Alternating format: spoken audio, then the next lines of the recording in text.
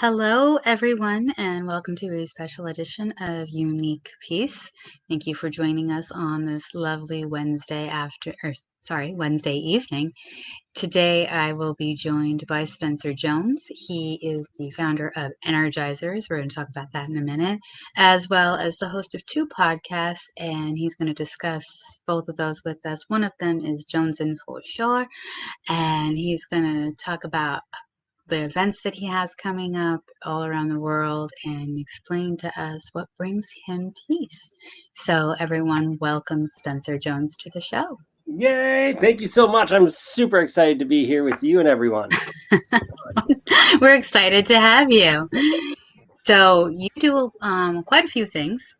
So, kind of give us a rundown of your background on how you got started. Yeah, thank you. So you're right. We do a number of things that's all designed to help people step into their light and shine bright, right? So they could be themselves, live their life to the max, as I like to say.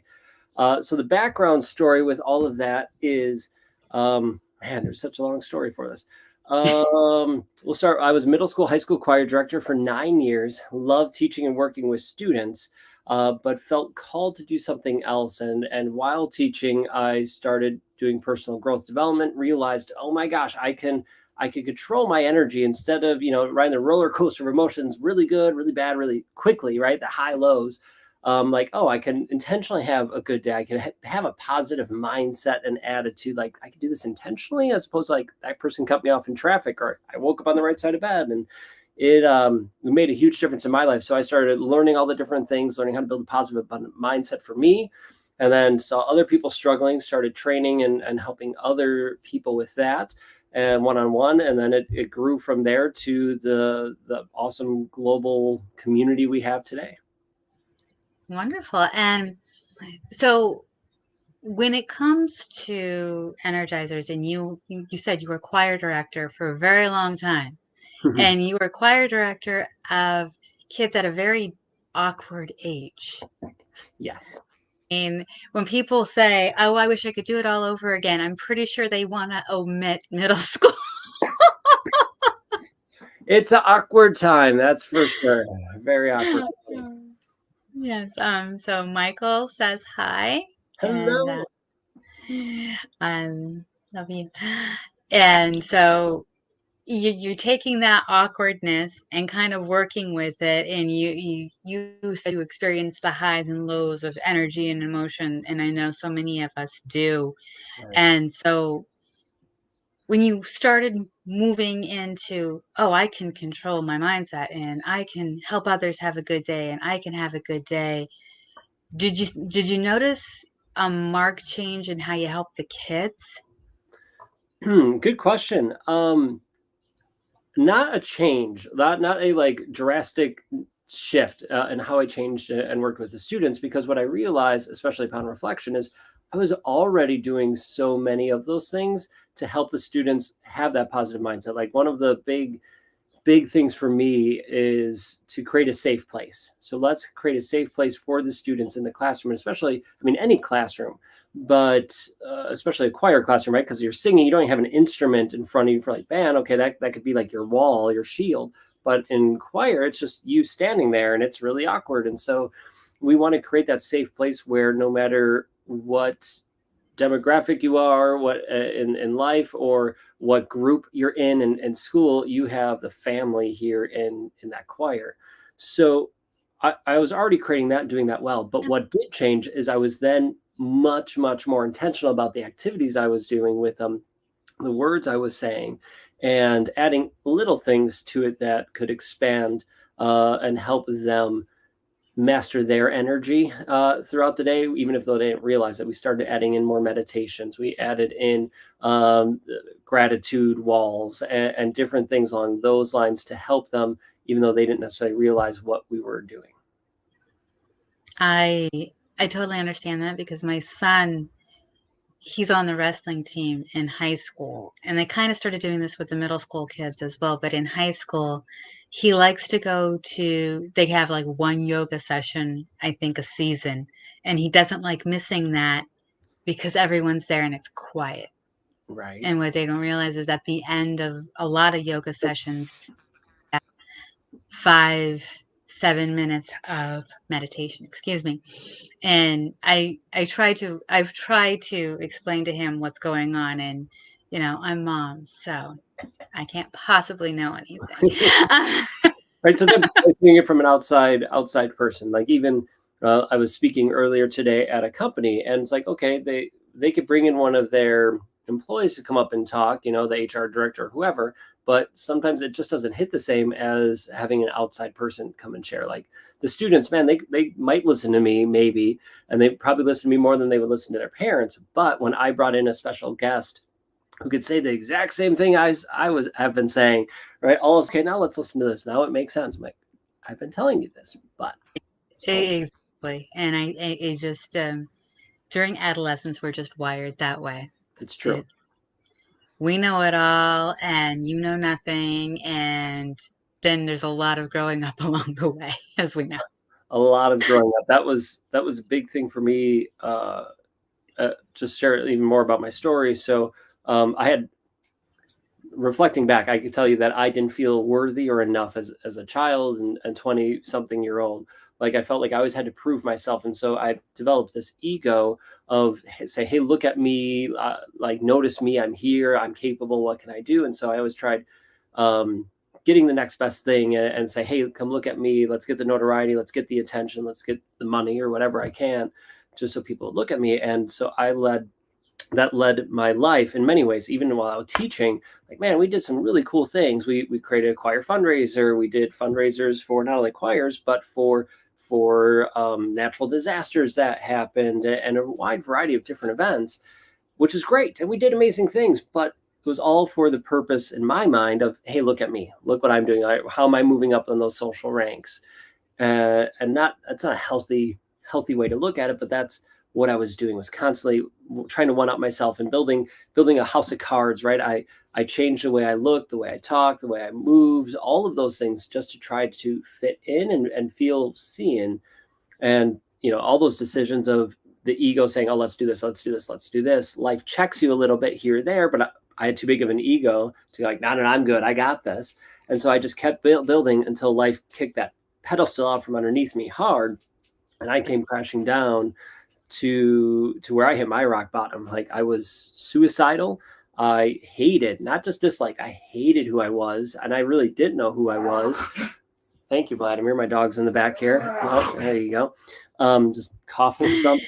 But I apologize for all that. But yeah, so I hated who I was and just had to rediscover it and learn to love me. And I was already doing personal growth at that time, but it was just surface level. I didn't let any of it go deep. And then after that rock bottom, I finally started to let it sink in fertile soil. I worked with a therapist and learned to love me for me and shine my light as best as I can. And that's very poignant. And that a lot of times we build that house of cards. I think we're all guilty of it, especially like you were going through it even in your early 20s, and I remember that. And it takes a long time to love yourself, accept yourself, worthy, because that echoes a lot of people's journey, my own. Right. It took a long time, and it takes usually something. If you don't learn it the first few times the universe checks you, they will bring you down. They will say, are you listening? Do you hear me now? As they would say. Right. And when you had that moment and in the throes of all of that, what do you think was the most powerful lesson? Most That's a great question. The most powerful lesson from that moment is to know that I'm whole just the way I am. There's no lack of, there's no not enough. No, I have that light inside of me. I have that energy within me, and sometimes I get pulled out of that alignment and just out of focus with it. But that light's always within me. I always have that gorgeous, beautiful light inside me, and I see it inside others, and I don't have to find it or search for it outward because it's not out there. It's in here. And so when I was able to tap into that and recognize that that's what that is for me, it was life changing. And you had that moment. and you had that moment and you made you went from the surface level professional and personal development to the roots in the soil, which I love that. I had another guest where I like the tree metaphor a little bit more than the iceberg, because you're growing on both ends, Yes. and not kind of like floating on the surface where you've got so much you may or may not have dealt with, and this is just a little tip. Whereas the tree, you're doing both, and it sounds like even now you still allow yourself to grow and have that self acceptance, and I find that gorgeous. So, what led you to create Live into the Max and Energizers? How did that all come about? So it started well before, when I was still, my wife nicknamed me Ego Man, before we even dated. So when I was Ego Man at that time and teaching, I was always an entrepreneur ever since a kid, to a variety of different businesses and things to do. And so I started teaching, great, get a real job, followed what I thought the dream. I was following other people's dreams and ideas, or what they thought I needed to do. So I became a teacher, had insurance, yay, and did all that good stuff. But as much as I loved working with students, I felt called to do something else. So in that journey, I gained weight, up and down through college, the yo-yo diet thing. And then I finally started working out. I committed to it. And then the guys who got me into it say, hey, you're really good at this, you should coach. And I was doing the at-home workout programs. And so I was like, great, like, sure, I'm game to try another business. Let's see what this works. So I started working with people and helping them get into their health and fitness, building that up. Hence, then I started learning into personal growth. That's where that came into effect, and really started to help me there. And so the business started helping, who's my niche, who's my ideal client of, oh, I'm an outdoor person. I like kayak fishing. It's one of my passions. So let me help kayak anglers get fit and healthy. But then as I started working on that and learning more about energy and mastering that, I'm like, this is so much more than just fitness. Fitness is part of it, but it's one spoke in this bigger wheel.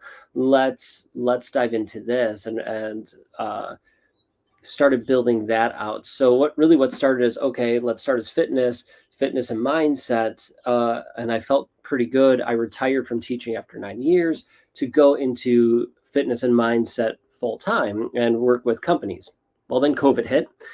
All that shut down. All the ideas we had shut down. I'm like, okay, well, let's build our community, build that family out more. So during COVID, we started to bring in more people virtually, and build our Energizer family we have now. And so, even before that, live your life to the max, that mantra, that saying that we have, started with the kayak fishing fitness days. Oh, let's help you live your life to the max, chase your passions, do as much of it as possible. But that translated so well into the mindset aspect of it, right? Make sure that not only are you physically able to chase your passions and live your life to the max, but you're mentally able to enjoy it, savor it, and embrace the moment as much as possible. And it doesn't matter what your fitness level is. You don't need a six pack, but to be able to do the best that you can in this moment, to savor it, to embrace it, and be in the now is huge. And so we shifted and started growing our community, which then led us to do different challenges, 5-day positivity challenges, energy vampire hunt challenges, to building out events, from everything from 1-day events to 7-day excursions internationally, our summit, and different things along those lines, to help serve our community in places we noticed that they were struggling. Like, we have a meditation experience, Crush and Conquer, about building positive abundant mindset, and just different events to help them on their journey. And then we said, well, let's put some trainings together and support them, so we could do it virtually, right? Because I can't always be with you. You can't always be at an event. But if you have 24/7 access to an academy of trainings and courses, well, that just makes sense. So now you can access it anytime and get tools for your tool belt. And okay, I know my stuff, but I'm meeting so many amazing experts in their respective fields. Why not pull from them? And so we created the Jones and Four Academy. Our company is Jones and Four. So the Jones and Four Academy, where people have access 24/7, 365 to over 100 plus trainings and courses from us and other experts in a variety of fields, so that, hey, I'm struggling with this obstacle. Cool, let's work on that. I want to do self-healing. I want to work on meditation or journaling or whatever. We have those 5 areas of personal growth covered in many ways. We're adding more trainings and courses every month just to help people. And it's not even a membership. Like we said, let's not even do a membership anymore. It's free for, you get access to 2 handfuls or so, like 10 or 11 trainings courses, or a lifetime, because life might be going great now, but when you hit that low and lull, you might not have the finances to do it monthly. And so why would we want you to ditch us when you need us the most? So let's just do the lifetime and help you and support you. But anyway, that was a whole let into the thing, but it was, let's serve our people, help them through some free challenges, build on and pour into them and help them. And then from there, cultivate the events, which then cultivated the academy. And that's our whole ecosystem. And that's beautiful. And I'm sure helping all of those people and continuing to help everyone and growing as an individual. And you had those peaks and valleys that we all have, that we go through. One of the biggest challenges when you get knocked off that pedestal and your house of cards falls is finding peace. Mm-hmm. Yeah. There's a lot of anger, a lot of darkness. And it really can be hard. Yeah. And so taking that into account,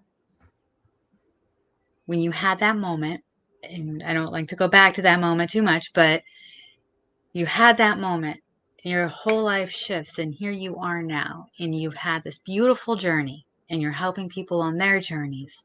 Every point and every step along the way, you found some peace. So, Spencer, how do you personally define peace?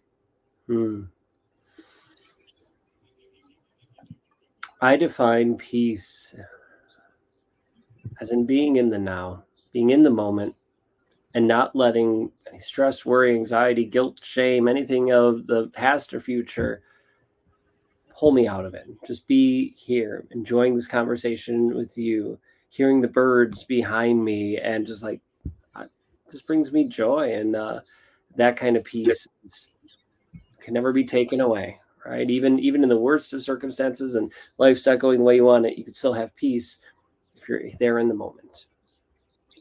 And based on that definition and your experience pulling from the present and kind of to some extent the past, because we learn a lot from our past so as either to not repeat it, because if we don't learn from it, we do repeat it. True. I can attest to that multiple times over. Yes. And so how do you find peace? How do you bring it into your life? Are you and your wife bring it into your lives? We are extremely intentional about the things that we do, the activities and thoughts that we do in our day. So how we schedule our day, what it looks like, and how we plan it so that we can intentionally have multiple times of peace throughout the day, right? So whether it's going out, I was mowing the lawn right before this, I could be peaceful just mowing the lawn, enjoying that, or watching a show or a movie, we can have peace doing that, or having a conversation and enjoying the cup of coffee. Just really, there's times when we need to look forward into the future. There's times when we need to look into the past, 100%. But if we can come to that present moment here and now and be like, tell ourselves, okay, I don't need to worry about the future, or what's here and now. Oh, I don't need to worry about the past right now. Let's right here now. Sometimes we do. We need to look forward and back, but I think we're fooling ourselves. And this is something I'm realizing more and more and more on this journey, that I believe we're fooling ourselves that we need to worry about it as much as we do. And there's more peace and joy in the present moment than any of those. Now saying that, a big part for my journey was when I hit that rock bottom, and I said I hated me and hated who I was. I had to relearn who I was and learn to love myself. I was not able to look in the mirror and tell myself, hey, Spencer, I love you. Like, I would just break down in tears. I couldn't do it. And even until last year, I could do math here. It's okay. We're not going to put you on the spot. I would say 6 or 8 months ago, I still couldn't forgive myself for some of those past mistakes, because we all make mistakes and life is part of being human. I've forgiven myself for a lot of them, but there was some of those big ego-based decisions and those mistakes that I made, that I chose, that I was still beating myself up over. Or I was much better. I used to be really bad with the guilt and shame of a lot of things in life, but especially that moment, that 6-8 months ago, I was able to go, hey, I forgive myself. I remember the day I was like, I thought of that moment, and all of a sudden I was like, I'm grateful for that rock bottom moment, for those stupid decisions I made. I'm grateful. It happened for like 5 seconds, maybe 10, and then it was gone. Then I'm like, never mind. I was just beating myself up over it now. And then, a couple weeks later, okay, it was like 20 seconds. And over the months, now I could sit here, and it's not 100% of the time. I'm not going to lie. I would probably say 90, maybe 95% of the time. I can look back on the worst part of my life, my rock bottom, the decisions that led me there, and go, you know what? I'm grateful. I'm grateful for those stupid choices and mistakes, because they led me to this moment, to who I am today, to be able to help the people I've been able to help because of that. I wouldn't be doing this most likely, and it would not look like this, or I would not be impacting people like this if it wasn't for that. So I'm grateful for it. As hard as it was, as dark and scary as it was, I'm grateful it happened. So, leading to answer that question, that alone has helped me find more peace, because I would beat myself up over stuff, or I need to be doing more. Although come here, but finding that peace within and that forgiveness within has been a game changer. Yeah. And for many people, hitting that rock bottom and then having to crawl up from it. Yeah. The gratitude that comes from all the lessons learned. I mean, and let's face it, some of those lessons are downright painful. Oh, They, God. and like you said, we make the same mistakes over and over until that one time. It's like, I'm awake now. I'm awake now. I saw the warning signs. I blew past the warning signs, right? Life checks you, and I'm okay. That's cool. Whatever. No, or it knocks me down. Nah, good. I had people in my life who were checking and helping me see it, but I refused to see it and kept going until life said, okay, you need to be checked hard for this to get through your thick skull. So let's knock you hard and then see what happens. But I remember wanting to steer the school van I was driving, off a bridge into the icy water, and because it was January, icy water here in Wisconsin, and knowing like, okay, let's roll down the windows, we'll breathe in that cold water, and what that would feel like, and being afraid of breathing in that water, before I did it. It was either that or go to my car where I had a gun and shoot myself. And I never got the gun in my mouth, but I could taste the metals. I tasted the metallic taste in my mouth, and I obviously couldn't do it, thankfully, but it was the lowest of lows, and it was extremely miserable and difficult months for me, and working myself out. And I was doing personal growth, as we talked about, surface level, but thankfully I knew some of the things, and the psychotherapist that I saw helped me confirm some of the tools I was doing and added new ones to help me pull the weeds out of that back garden, as it were, those limiting beliefs, the labels, etc., see where they came from, and find the roots, pull them, and plant beautiful flowers instead. And that allows me to be who I am, to have that light inside and know, like, hey, I'm cool. Like, you might love me for me, you might hate me for me and dislike me. That's cool. I love you for you. I just might love you from a distance, and that's okay. But we still love you. You can stay on that side of the street. I'll stay on this side of the street. We're good. Exactly, right? I have some people in my life like that, and that's okay, but I can still love them. Yeah. Yep, definitely. And as we learn to love ourselves and become self-aware and gain peace in the present moment, how do you help others find peace? Now, I know how you're helping people live life to the max. How do you help them find peace?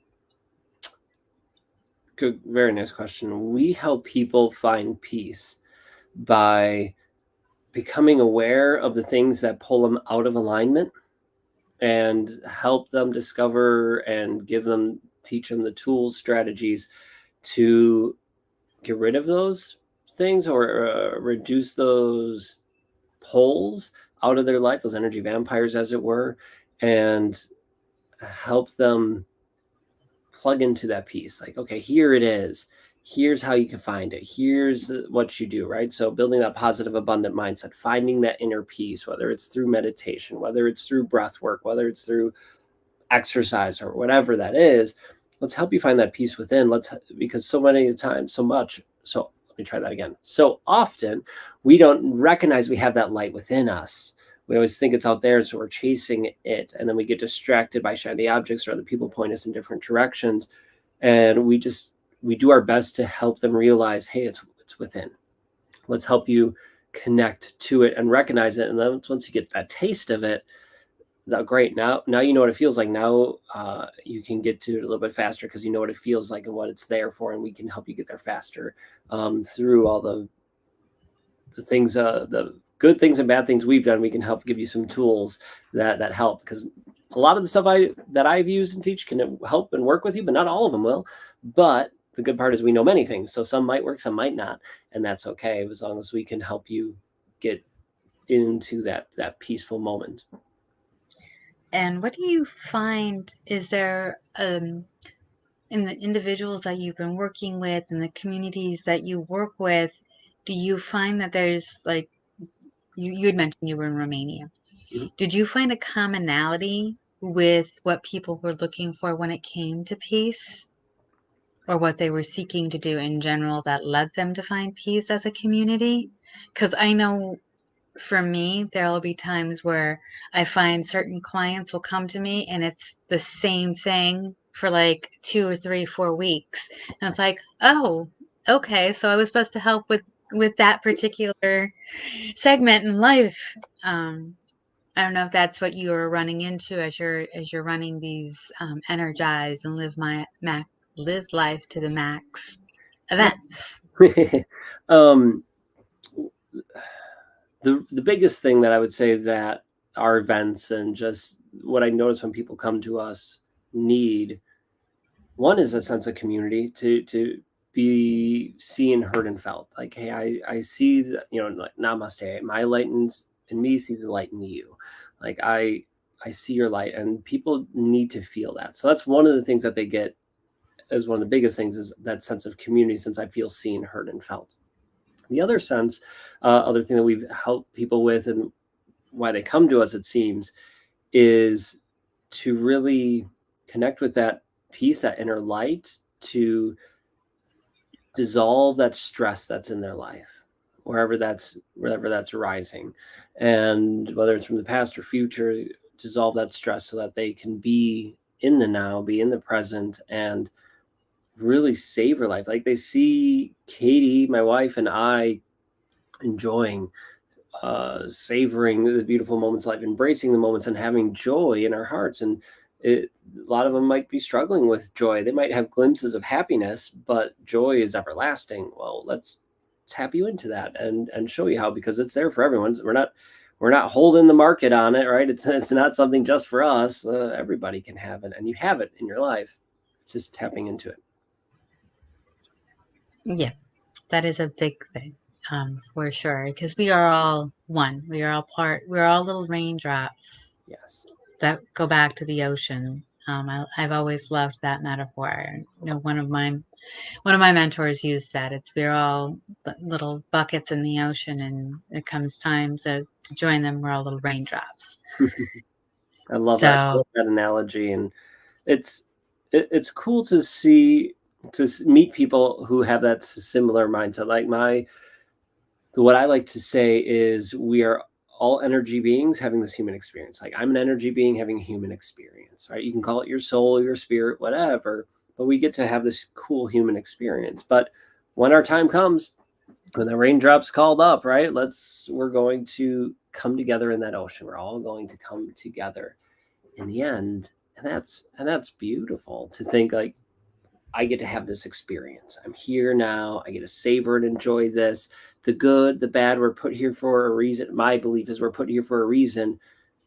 And I believe that is to learn and grow through this experience, so we can raise our vibration, help other people raise theirs. And when it's our time to go, our time goes, and we're at a higher vibrational state at that point in time. And we might come back and have this human experience again in different ways, different forms. And maybe not. I don't know. It's just a thought that I have at the moment. I've had it for a while, but it seems to resonate with me and makes me feel like, okay, we're on the right track with stuff. Yes, absolutely. And one question I love to ask, and that is, what's in your toolbox? And that lies in, we're going to go back to middle school for a minute. Love it. Fun, awkward age in our life.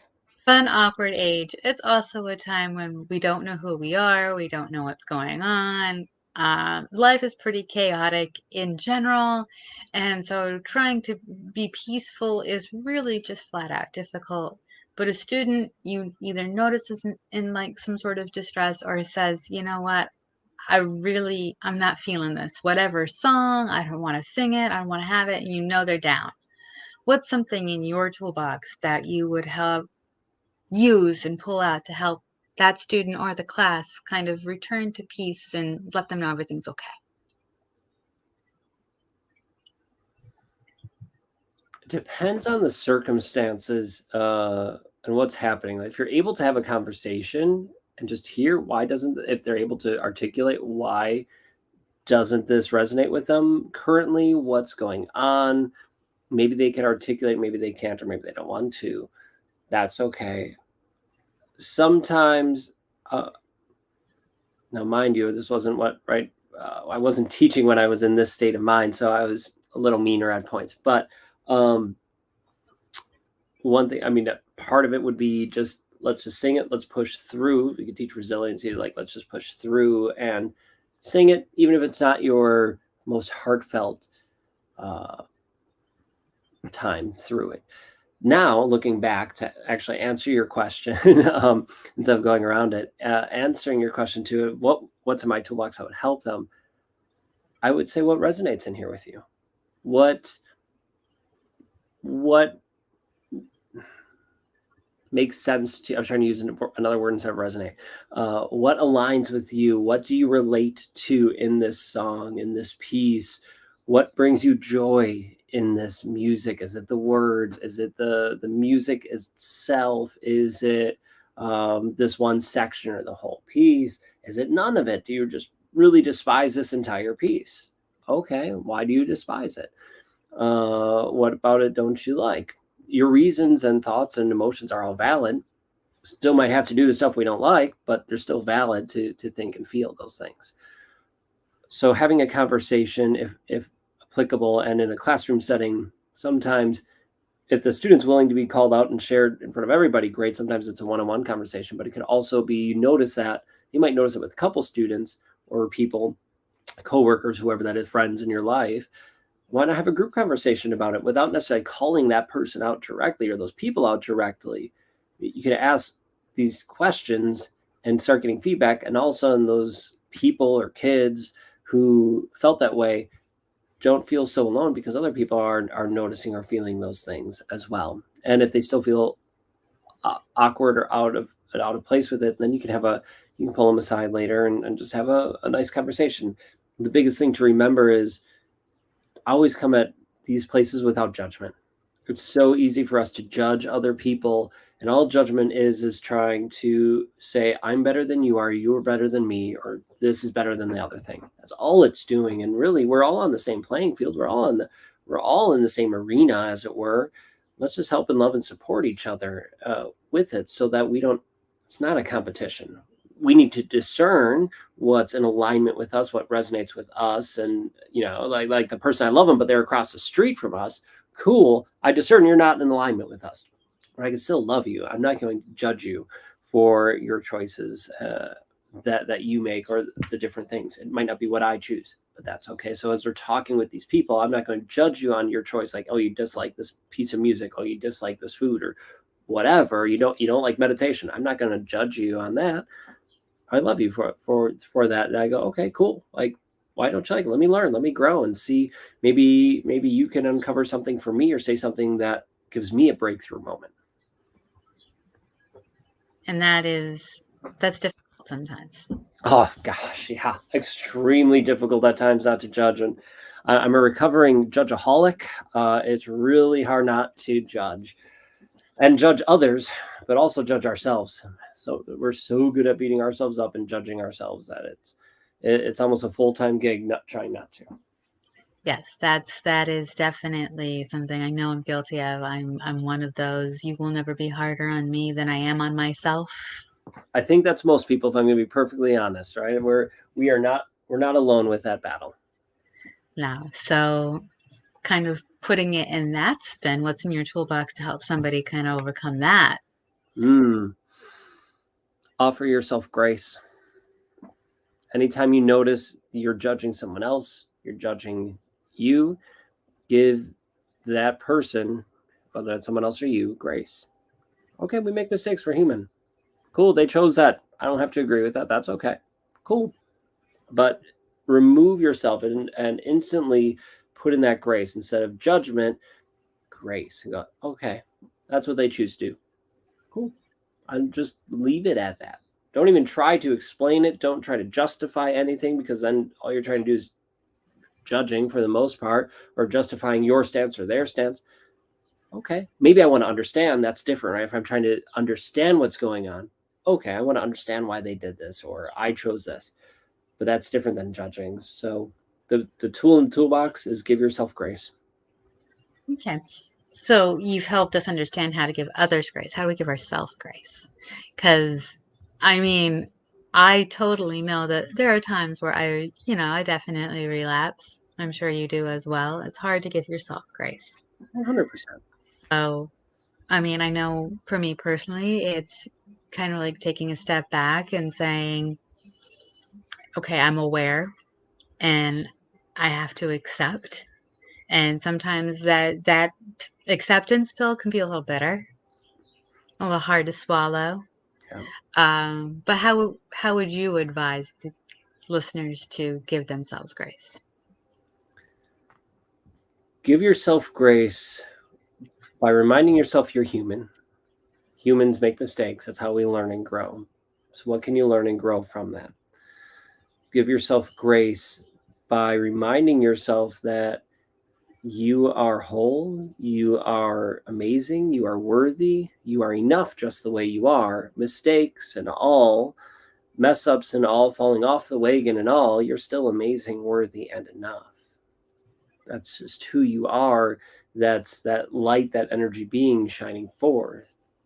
We just go through the process of learning. So give yourself grace, give yourself understanding.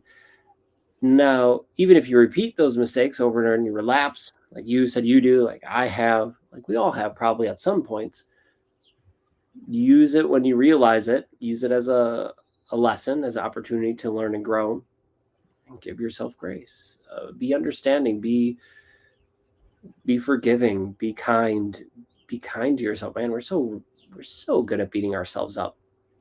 Oh, What we would are. happen if you I'm a world class beat myself up, right? I'm really, really, really good at it.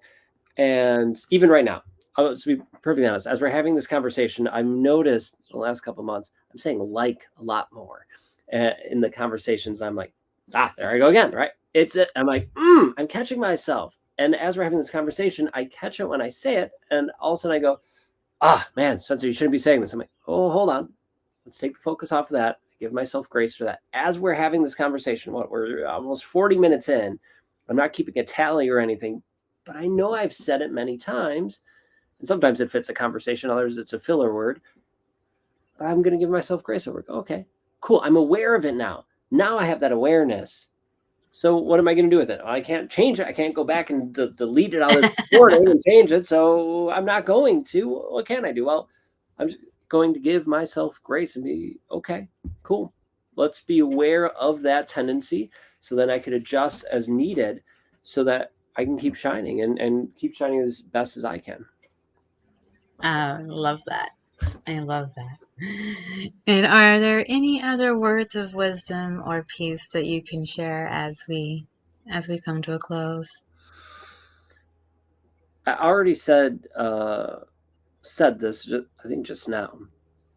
But this is something I needed to tell myself, because for years, as I mentioned earlier, I did not feel worthy and enough. And any chance I get on a podcast stage, wherever, I always like sharing this. So I hope everybody leans in a little bit and hears it with an open heart. And that is that you are amazing. You are worthy. You are enough just the way you are. You don't need to do anything, change anything, or prove anything to anyone, because you are amazing, worthy, and enough. So go step into your light, go shine, because you're beautiful. Thank you, Spencer. Those were very encouraging. That's very encouraging.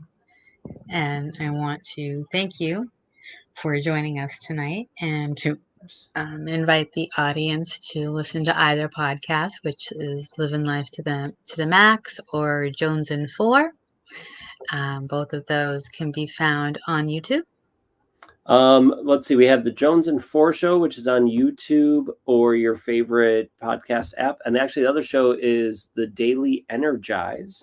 And that's not on YouTube, but on your favorite podcast platform. And yeah, they're there for you to check out and hopefully add a little jolt of positivity and energy to your life. Oh, thank you. I'm going to put Spencer in the back for a moment.